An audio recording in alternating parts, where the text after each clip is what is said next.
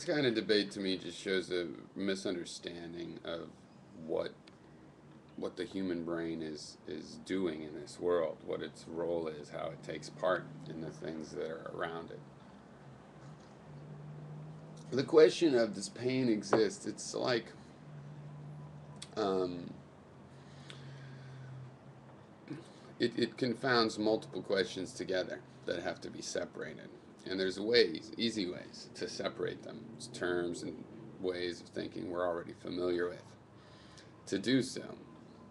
And I really just don't get the reluctance um, to understand this point.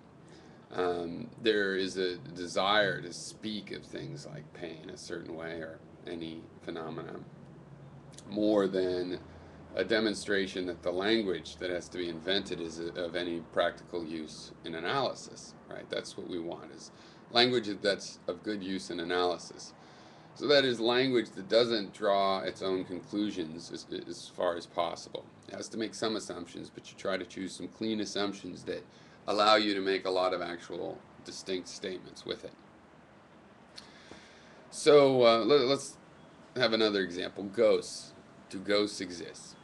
Well, see, the sense of the word ghost is what's at issue here, and it relates to what to something I call the errors of being, and the idea that things are. So we're asking, is there a ghost, and what is a ghost but, the animated spirit of a dead creature or person? Okay. Does that thing exist? Okay. And the way I would ask the question is, does the phenomena of ghosts exist? Right? Because we can ask this kind of thing. Does the phenomena of terror babies exist? Okay. If you're asking a specific material question, do these material babies exist? Do ghost material exist? And you're asking a specific thing about, is there a material component in whatever the phenomena is? But what I would ask is, do the phenomena exist, right? The phenomena of terror babies, yeah, it exists. It's a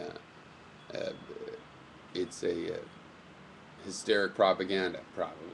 Do the phenomena of ghosts exist? It's a psychological phenomena, probably. Do they have material components, right? Because, for example, the idea of a photon was created is almost like a string from string theory originally, just to explain, to create a mathematics, a way of thinking about the real world. Nobody knew whether there really was a material,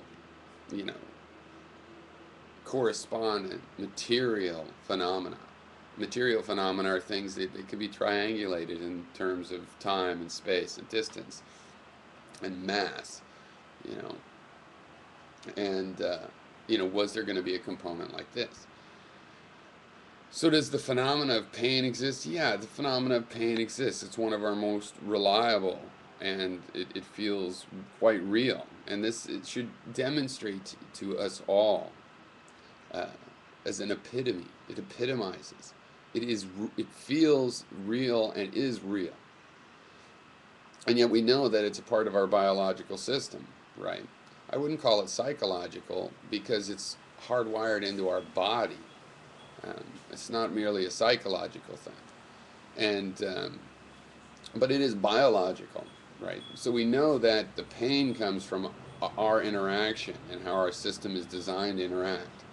And to a degree, it's voluntary. Not that the pain happens at a particular moment, but that it's a system prone to this sensitivity. It is voluntary because that's how important it is for us as a system to know what condition we're in. It feels bad if it's in a bad condition.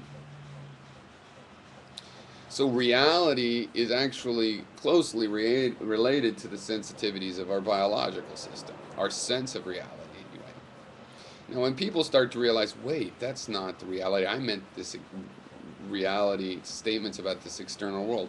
Well, sorry, the closest you could get to that is statements about yourself. Since you are a physical thing, make statements about the physical world. A psychological phenomenon is a real phenomenon. So you are talking about the real world. but you're located in yourself and limited radially of working your way out from there, and that's just the way it is.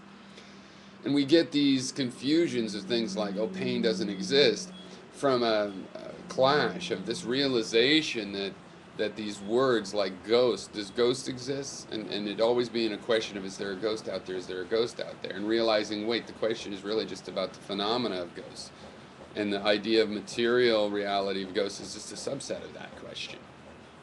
You know, this makes them think these things aren't real. Pain, you know, it's like pain could be thought of as punishment from God. You're doing something God doesn't want you to hurt your finger with the can, so you're being punished by God.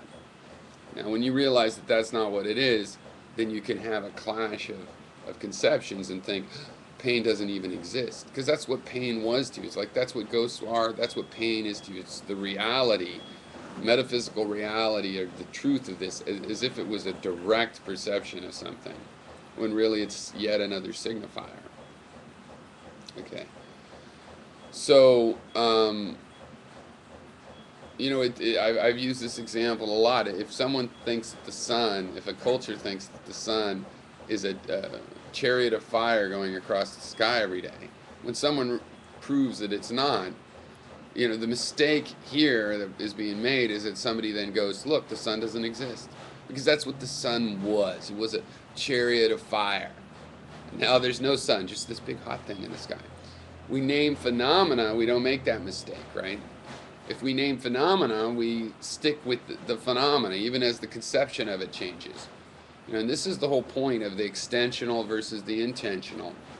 With the way the mind works at first, there is not even a conception of this meaning of what it means and what the principle of it is, that it is a ball of fire. It's just this hot thing. It is a phenomena, right? Or an object, apples, you know, it's a phenomena. It has certain perceptions that we find that we can categorize, and we put them in just a big set, a conceptual set, trying to remember all these. But as we remember them and we compress our memories to take less space and be more efficient, we realize there's certain things we can understand that the apples in terms of, you know, or the sun in terms of. And these abstractions come out and become intentional descriptions, you know, abstractions that give us generalizations that allow us to be more efficient in our thinking of that set. Okay. And when you're naming something like the sun, it's a set of phenomena, various weather associated with the sun, including when it's obscured, you know, that can be related with the sun. So, if you stick with these phenomena, you know, the feeling of warmth from it, then it doesn't matter whether you think it's a chariot or a burning thing of hydrogen or a weird quantum furnace, or it doesn't matter what you think it is. It's not going to change and suddenly be, oh, the sun doesn't exist because what I thought it was turned out not to be right.